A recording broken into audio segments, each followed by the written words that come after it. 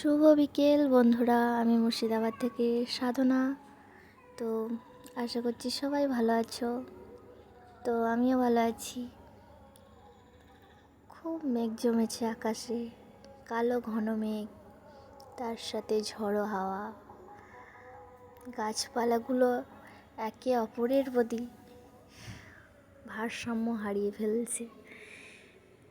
তো দেখো, মানুষের জীবনেও তাই। এইভাবে কখন রোদ, কখন মেঘ, কখন ঝড়, আমরা কখনো বুঝতে পারি না। ঠিক দেখো না, আজকে যেমন সকাল থেকে এত রোদ, কেউ ভেবেছিল বিকেলে হঠাৎ করে মেঘ জমবে? তো মানুষের আমাদের জীবনেও তাই।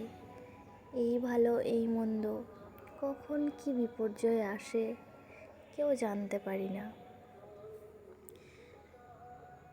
প্রকৃতি যেমন প্রকৃতিকে শান্ত করতে পারে, স্নিগ্ধ করতে পারে, ঠিক স্বাভাবিক করতে পারে। আমরা মানুষও তাই।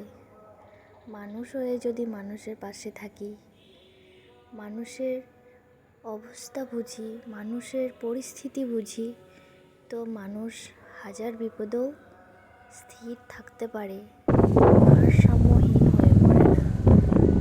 ব্যাস এটুকুই।